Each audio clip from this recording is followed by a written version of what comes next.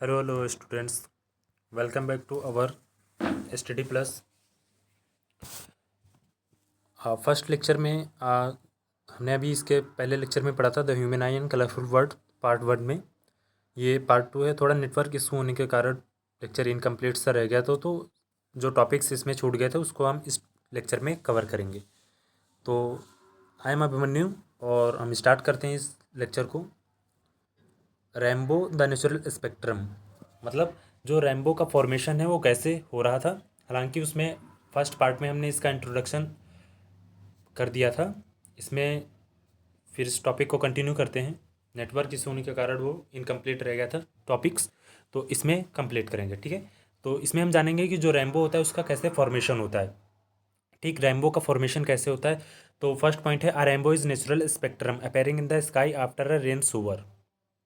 ठीक है, आप कैसे तो रैम्बो का फॉर्मेशन कब होता है, जब बारिश होती है। बारिश के बाद थोड़ा मतलब बारिश बंद होने के बाद छोटी सी बूंदें बांदा मतलब होती रहती हैं। उस केसेस में क्या होता है, रैम्बो का फॉर्मेशन होता है। ठीक है, it is form by dispersion of sunlight by tiny water droplets which acts like small prism. ठीक है, कैसे बनता है, जो सनलाइट्स होती हैं स्मॉल वाटर ड्रॉपलेट्स पे पड़ती हैं या रेन ड्रॉप पे जब पड़ती हैं तो वो मतलब जो ड्रॉप होती है कैसी दिखती है, जनरली प्रिज्म टाइप की दिखती है। ठीक है, तो जो सनलाइट होगी वो स्मॉल ड्रॉपलेट्स पे जब पड़ेंगी रेन ड्रॉप्स पे, सबसे पहले सरफेस पे, तो क्या होगा, रिफ्रैक्शन। रिफ्रैक्शन क्या होता है, जब उसकी ड्रॉपलेट्स पे सनलाइट्स पड़ेगी तो क्या होगा, उसका जो मीडियम होगा वो चेंज हो जाएगा। उसी को हम क्या बोलेंगे, रिफ्रैक्शन बोलेंगे। ठीक है, इसके बाद अगर हम बात करें फिर नेक्स्ट क्या होगा, डिप्रेशन, मतलब लाइट का डिस्ट्रीब्यूशन हो जाना। तो जो सबसे पहले कलर बेंट होगा, मतलब जो सबसे ज़्यादा बेंट होता है, ठीक है, तो वायलेट होगा। उसके बाद नेक्स्ट जो कलर होगा आपका रेड होगा, बेंट होगा जो नेक्स्ट कलर। ठीक है, इसमें बहुत सारे मतलब कलर इंक्लूड होते हैं, ग्रीन, येलो, ब्लू। ठीक है, मोस्ट कलर। ठीक, थर्ड पॉइंट है, a rainbow is always form in direction opposite to the sun. मतलब जो रेनबो होती है वो कभी भी सन की तरफ नहीं बनती है, हमेशा अपोजिट डायरेक्शन में बनती है। किसके, इन फ्रंट ऑफ ऑब्जर्वर। सन कहाँ होता है, ऑब्जर्वर के हमेशा पीछे होता है। ठीक है, और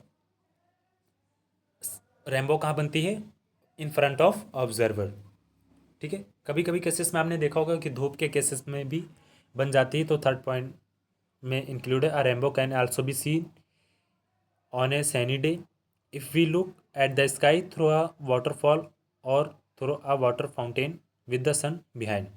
ठीक है, जो अभी हमने बोला कि जो मतलब रेनबो का फॉर्मेशन होता है वो सूरज की तरफ नहीं होता है, वो हमेशा किसके फ्रंट होता है, ऑब्जर्वर के। और सूरज कहाँ होता है, ऑब्जर्वर के जस्ट पीछे।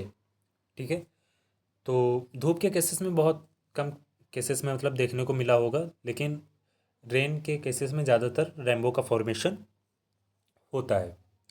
ठीक है, तो ये भी एक इम्पॉर्टेंट टॉपिक्स है। इस पे क्वेश्चन मतलब पूछ लेता है, एक्सप्लेन द रेनबो फॉर्मेशन या नेचुरल स्पेक्ट्रम। ठीक है, तो आप ये स्ट्रक्चर और ये पॉइंट्स उसमें लिख सकते हो।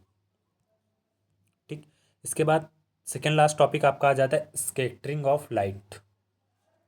ठीक है, स्कैटरिंग ऑफ लाइट होता क्या है, इसके बारे में जानेंगे। Light change its direction from the straight path when it strike tiny particles like dust, water droplets, air molecules, etc. present in any medium, causing it to spread out in multiple directions. मतलब क्या कह सकते हो, skating of light या scattering of light होता क्या है, जब कोई एक बहुत ही छोटा सा ऑब्जेक्ट, जो लाइट होती है बहुत ही छोटे से ऑब्जेक्ट पे जब पड़ती है तो उसको ढककर इधर उधर बिखर जाती है। मतलब मल्टीपल डायरेक्शन में क्या हो जाए, स्प्रेड आउट हो जाए। ठीक है, किसी छोटे पार्टिकल्स मतलब लाइक कह सकते हो वाटर ड्रॉपलेट्स, ठीक है, या एयर मॉलिक्यूल्स, किसी पर भी जब पड़ती है तो क्या हो जाती है, स्प्रेड आउट हो जाती है, किसमें, मल्टीपल डायरेक्शन, मतलब बिखर जाती है। ठीक, उसी को हम क्या बोलेंगे, स्कैटरिंग ऑफ लाइट। ठीक, टिंडल इफेक्ट। टिंडल इफेक्ट क्या होता है, इसके बारे में जानेंगे। The phenomena of scattering of light by the colloidal particles. ठीक, a collide is heterogeneous mixture. The size of particles of collide is too small to be indivisible. See with naked eyes. Example, make smoke, dust in air. ठीक है, Tyndall effect की हम बात करें तो effect किस में होता है, जनरली कोलाइडल पार्टिकल्स में होता है। ठीक है, कोलाइडल कैसे होते हैं, हेट्रोजीनियस मिक्सचर होते हैं। साइज ऑफ पार्टिकल्स बहुत ही वेरी स्मॉल, मतलब नेक आई से बहुत ही डिफ़िकल्टीज होती हैं उसको देखने में, ठीक है। तो एग्जांपल्स की हम बात कर लें, milk, smoke, dust in air, ठीक है। तो इसी फिनोमेना को हम क्या बोलेंगे, टिंडल इफेक्ट, ठीक। ये आपका लास्ट टॉपिक था। देन इसके बाद आपका समरी आ जाएगा। फर्स्ट समरी आपका इंक्लूड है यहाँ पे। ह्यूमन ह्यूमन आई क्या होता है इसके बारे में हमने जाना, और कौन कौन से पार्ट्स होते हैं, फंक्शन क्या होता है उसका भी हमने पढ़ा। डिफेक्ट, सेकंड पॉइंट है डिफेक्ट क्या होता है, हाइपरमेट्रोपिया एंड मायोपिया, करेक्शन क्या है उसका, रीज़न क्या है वो भी हमने पढ़ा। फिर नेक्स्ट है आपका prism, refract and disperse white light. इस टॉपिक को जनरली यहाँ पे इंक्लूड नहीं किया गया है क्योंकि ज़्यादातर मोस्ट इंपॉर्टेंट टॉपिक्स ही लेक्चर में कवर किए गए हैं। हालांकि अगर ये इंपॉर्टेंट्स होते हैं हम देखेंगे तो नेक्स्ट लेक्चर में इसको भी एक्सप्लेन करेंगे, ठीक है। फोर्थ है आपका रेनबो फॉर्मेशन, रेनबो का कैसे फॉर्मेशन हो रहा है उसका भी हमने पूरा डिटेल में स्ट्रक्चर के साथ पढ़ा, ठीक है। सेकेंड समरी आपकी आ जाती है ह्यूमन आई की, मतलब एग्जाम पॉइंट ऑफ व्यू के लिए इजी रिवीजन कैसे हम कर सकते हैं, ठीक है। तो इसमें सबसे पहले एनाटॉमी पढ़ लेंगे। एनाटॉमी में क्या क्या इंक्लूड्स होता है उसको तो हमने इंट्रोडक्शन में भी पढ़ लिया, ठीक। तो इसमें प्रिपरेशन के लिए है, मतलब इजी रिवीजन। तो कॉर्निया इंक्लूड है पार्ट्स इसका, आइरिस, प्यूपिल, लेंस और अदर पार्ट्स भी इंक्लूड है, ठीक है। फंक्शंस की बात करें, फंक्शन ऑफ द आई, कौन कौन से फंक्शन होते हैं, capturing slides, focus image, send signals to the brain, ठीक। कॉमन विजन प्रॉब्लम्स की बात करें तो मायोपिया, हाइपरमेट्रोपिया, इसके बारे में भी हमने जान लिया। आई को कैसे, मतलब केयर टिप्स, कौन कौन सी केयर टिप्स इसमें इंक्लूड हैं, कैसे केयर करेंगे। तो गेट रेगुलर आई एग्ज़ाम, ठीक है। Protect your I from UV light से, अल्ट्रावायलेट जो रेज होती है उससे प्रोटेक्ट करना। टेक ब्रेक फ्रॉम स्क्रीन, आप कोई सीरियल देख रहे होते हैं, टीवी, मोबाइल या जो भी गेम यूज़ वगैरह कर रहे होते हैं, गेम देखते होते हैं, ठीक है, या खेल रहे होते हैं, तो मतलब थोड़ा ब्रेक लेना चाहिए, कंटिन्यू नहीं देखना चाहिए, ठीक है। Eat a healthy diets. Amazing facts की बात करें तो 100 मिलियन फोटो रिसेप्टर्स, जो आपकी आई है क्या करती है, 100 मिलियन फोटो रिसेप्ट करती है, ठीक है। The eye blinks about 15 to 20 times per minute, कितने टाइम्स ब्लिंक करती, 15 to 20 टाइम्स पर मिनट, ठीक। Our eye can distinguish 10 million colours, ठीक है। तो ये सेकेंड समरी आपकी होगी जो कि एग्जाम पॉइंट्स के लिए, रिविजन्स के लिए थी, ठीक है। इसके बाद आपका लेक्चर समाप्त हो जाता है। सेकेंड पार्ट्स फिजिक्स का इन साइंस क्लास 10, ठीक है। तो नेक्स्ट चैप्टर हम, बहुत ही इंपॉर्टेंट चैप्टर है बायोलॉजी का, कंट्रोल एंड कोऑर्डिनेशन, इसको हम पढ़ेंगे।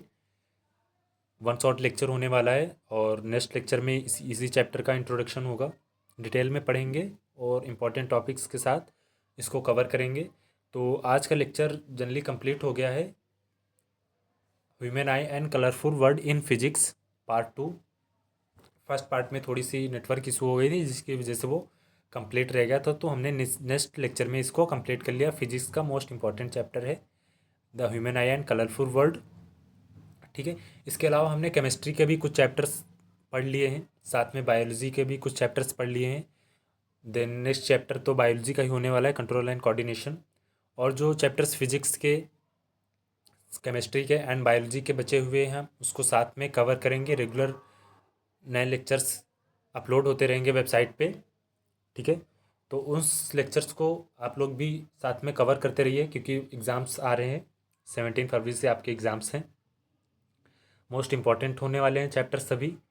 तो नेक्स्ट चैप्टर आपका बायोलॉजी का होने वाला है, उसके बाद हो सकता है केमिस्ट्री या बायो फिजिक्स का चैप्टर एक्सप्लेन किया जाए, ठीक है। तो आज का आपका लेक्चर खत्म हो गया सेकेंड समरी के साथ, the human eye and colourful world. Next chapter हम स्टार्ट करेंगे control and coordination. Next lecture में बायोलॉजी का मोस्ट इंपॉर्टेंट चैप्टर है, वन शॉट लेक्चर स्टार्ट होगा इसका बाय अभिमन्यु, हाँ इट मीन्स मेरे मेरे ही थ्रू, ठीक है। तो चैप्टर कंप्लीट हो गया है, आप लोग रिवीजन करिए। देन अगर चैप्टर से रिलेटेड कोई भी डाउट्स रहते हैं या नोट्स के रिलेटेड कोई डाउट्स रहते हैं तो वो आप कमेंट सेक्शन में कमेंट कर सकते हैं, तो उसका जो सॉल्यूशन होगा नेक्स्ट लेक्चर में आपको विद सॉल्यूशन एक्सप्लेन मिलेगा, ठीक है। अगर नोट्स की बात करें, नोट्स बच्चों को नोट्स नहीं मिल पा रहे हैं तो वो कमेंट सेक्शंस में डिस्क्रिप्शन में एक लिंक दी रहती है, या लिंक नहीं होगा तो पोस्ट कम्युनिटी सेक्शन में टेलीग्राम क्यूआर स्कैनर दिया हुआ है, तो आप उसको स्कैन करके वहाँ से आप नोट्स ले सकते हैं। सभी लेक्चर्स के नोट्स वहाँ टेलीग्राम चैनल्स पे इंक्लूड हैं, उसको आप जनरली वहाँ से डाउनलोड कर सकते हैं, पढ़ सकते हैं। बोर्ड एग्ज़ाम्स के लिए ईजी भी है और प्रिपरेशन आप उससे कर सकते हैं। तो थैंक यू क्लास। आज का लेक्चर हमारा समाप्त हो जाता है, human eye and colourful world in physics का, क्लास 10 साइंस का। तो मिलते हैं नेक्स्ट लेक्चर में। Thank you class, thank you to everyone, thank you so much.